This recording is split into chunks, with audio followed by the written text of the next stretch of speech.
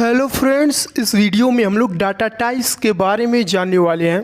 Data types बताने से पहले मैं एक छोटा सा एग्जांपल बताना चाहता हूं। सपोज दैट यदि हम लोग किचन की बात करते हैं, किचन में क्या होता है, सभी सामानों को रखने के लिए एक स्टोरेज डिफाइन होता है। सपोज दैट हम लोगों को नमक रखना है, एक छोटा सा डब्बा लेते हैं और नमक को रख देते हैं।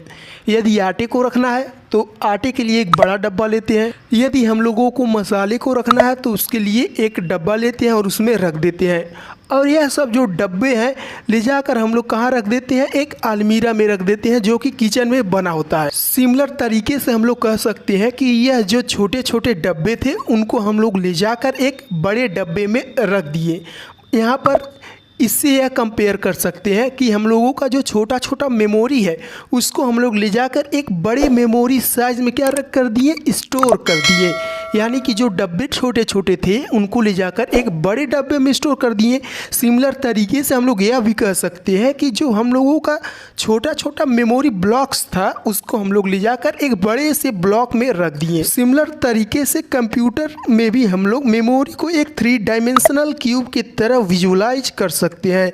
और यह जो क्यूब होता है, यानी कि एक बड़ा जो क्यूब होता है जिसको हम लोग मेमोरी विजुलाइज कर रहे हैं, वह छोटे छोटे क्यूब्स में यानी कि छोटे छोटे और ब्लॉक्स में डिवाइड होता है। अब यह जो छोटे छोटे ब्लॉक्स होते हैं उनका एक फिक्स साइज डिफाइन होता है। और सबसे मेन बात यह है कि जो यहाँ पे छोटे छोटे ब्लॉक्स है उनका साइज सेम रहता है। हर एक ब्लॉक का क्या रहेगा, साइज सेम रहेगा।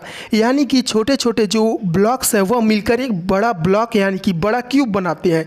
और यह जो छोटे छोटे ब्लॉक्स है उनका साइज क्या है, सेम रहता है। और यह जो ब्लॉक्स है वह इक्वल साइज में रहते हैं। सिमिलर तरीके से यदि हम लोगों को डाटा टाइप्स को क्या करना है, स्टोर करना है, उसके लिए उसके साइज के हिसाब से उसके लिए क्या होता है, एक मेमोरी डिफाइन होता है, उसका एक मेमोरी साइज डिफाइन होता है।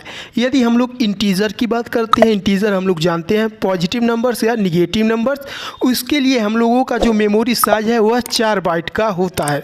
4 बाइट्स का मतलब 4 ब्लॉक हम लोग कह सकते हैं। अब यदि हम लोग कैरेक्टर्स की बात करते हैं, कैरेक्टर्स में हम लोगों के जो अल्फ़ाबेटिकल कैरेक्टर्स है ए से लेकर जेड तक, उसके बाद स्पेशल कैरेक्टर जैसे कि dollar, exclamatory marks, ampersand. Ampersand मतलब जो हम लोगों का एंड साइन होता है उसको एम्परसेंड कहते हैं। परसेंटेज को मॉड्यूलो कहते हैं।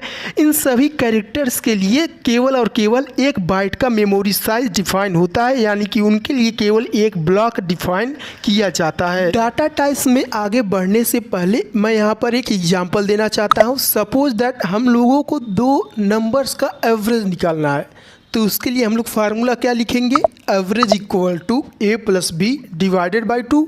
यहाँ पर जो a और b हैं उनको हम लोग वेरिएबल्स कहते हैं। वेरिएबल्स मतलब जो कि हमारे ऊपर डिपेंड रहता है, यानी कि हम लोग अपने इंटरेस्ट के हिसाब से जो वैल्यू देंगे वही उसका उस फार्मूले में उस चीज़ का आउटपुट निकल कर आएगा। यानी कि a और b का जो वैल्यू है वह वेरी कर सकता है। यदि हम लोग a का वैल्यू 1 देते हैं, b का वैल्यू 2 देते हैं तो कुछ न कुछ आउटपुट निकल कर आएगा। फर्दर a और b का भी वैल्यू हम लोग चेंज कर सकते हैं। सपोज दैट a = 20 देते हैं, b = 30, तो वापस से कुछ आउटपुट आएगा। फिर सपोज दैट हम लोगों को किसी और वैल्यूज को चेक करना है। सपोज दैट a = 100 हो गया, b = 200 हो गया, तो इसके लिए कुछ और आउटपुट आ जाएगा।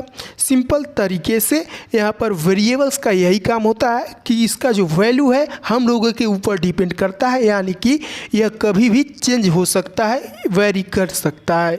अब यहाँ पर a + b/2 है, यानी कि जो यहाँ पर 2 है वह क्या है, एक कांस्टेंट है। कांस्टेंट का क्या काम होता है कि उसका जो वैल्यू है वह कभी भी चेंज नहीं होगा, इसका जो वैल्यू है हमेशा सेम रहेगा। अब यहाँ पर average equal to a + b/2 में जो वेरिएबल्स a और b हैं उनका जो वैल्यूज़ है वह मेमोरी में कहाँ पर जाकर स्टोर होगा। सिंपली सपोज दैट हम लोग a का वैल्यू 20 देते हैं एंड b का वैल्यू 30 देते हैं, तो उनका जो वैल्यूज है वह मेमोरी ब्लॉक में जाकर स्टोर होता है। कहाँ स्टोर होता है, मेमोरी ब्लॉक्स में जाकर सिंपली स्टोर हो जाता है। सिंपली a और b का वैल्यू कहाँ पर जाकर स्टोर हो जाता है, मेमोरी ब्लॉक में स्टोर हो जाता है। यानी कि यहाँ पर जो मेमोरी ब्लॉक्स है उसका हम लोग नाम दे दिए हैं। एक मेमोरी ब्लॉक्स का नाम ए है और दूसरा मेमोरी ब्लॉक है उसका नाम बी है। इस तरीके से हम लोग मेमोरी ब्लॉक्स का नाम भी दे सकते हैं जो कि वेरिएबल्स हैं। सिंपली जैसा कि हम लोगों ने a = 20 दिया और b = 30 दिया, यानी कि यहाँ पर जो a और b है वह क्या है, इंटीजर डेटा टाइप्स है। यहाँ पर हम लोग क्या कहेंगे, जो a और b वेरिएबल्स है जिनका वैल्यू हम लोगों ने एक नंबर्स को दिया है, नंबर्स को सब्स्टिट्यूट किया है, तो यह क्या है, सिंपली इंटीजर डाटा टाइप है। और जैसा कि हम लोग जानते हैं इंटीजर डाटा टाइप के लिए जो मेमोरी डिफाइंड होता है वह 4 बाइट का मेमोरी अलोकेट किया जाता है। यानी कि ए जो है अपना वैल्यू स्टोर कराने के लिए 4 बाइट का मेमोरी स्टोर करेगा और बी अपना जो है अलग से 4 बाइट का मेमोरी ऑक्युपाई करेगा। सपोज दैट हम लोग ए और बी का जो वैल्यू है वह डेसिमल में देते तो उसका मेमोरी साइज दूसरे तरीके से एलोकेट होता है, यानी कि उसका जो मेमोरी साइज है वह 4 बाइट ना होकर कुछ और रहता, यानी कि बदल जाता। सिंपल तरीके से हम लोग ऊपर देखे थे कि जो इंटीजर होता है उसके लिए सिंपली 4 बाइट का मेमोरी एलोकेट होता है और कैरेक्टर्स के लिए 1 बाइट का। सपोज दैट हम लोग ए और बी का वैल्यू क्या देते हैं, डेसिमल में देते हैं, यानी कि फ्लोट डेटा टाइप्स देते हैं, तो उसके लिए जो हम लोगों का मेमोरी साइज है वो अलग तरीके से एलोकेट होगा। यानी कि किसी एक वेरिएबल के लिए कितनी मेमोरी एलोकेट कर रही है that's depend upon the data types. Okay, जो हम लोगों का वेरिएबल्स है उसके लिए कितना मेमोरी एलोकेट करेगा, कितना मेमोरी ऑक्युपाई करेगा, that one and only depends upon the data types. अब हम लोग अगली वीडियो में डाटा टाइप्स के बारे में जानने वाले हैं। सिंपली यहाँ पर मैं बता देना चाहता हूँ जो हम लोगों का डेटा टाइप्स है वह 3 टाइप्स का होता है, primitive, derived and user defined. इसका हम लोग एक्सप्लेनेशन नेक्स्ट वीडियो में देखेंगे। तब तक मैं यहाँ पर प्रिमिटिव के बारे में बता देता हूँ। प्रिमिटिव डेटा टाइप्स को हम लोग बिल्ट इन डेटा टाइप्स कहते हैं। उसके बाद जो हम लोगों का डेराइव्ड होता है, डेराइव्ड मतलब जो प्रिमिटिव यानी कि बिल्ट इन डेटा टाइप्स के द्वारा डेराइव किया गया है, बनाया गया है, उसको हम लोग डेराइव्ड डेटा टाइप्स कहते हैं। उसके बाद जो थर्ड टाइप का डेटा टाइप्स होता है उसको यूज़र डिफाइंड करते हैं, यानी कि जो हम लोगों ने डेटा टाइप्स बनाया है वह हम लोग खुद से डिफाइन करते हैं यूज़र डिफाइंड डेटा टाइप्स में। For more please try to like and subscribe to an tutor. We will meet in the next video with good and valuable concept.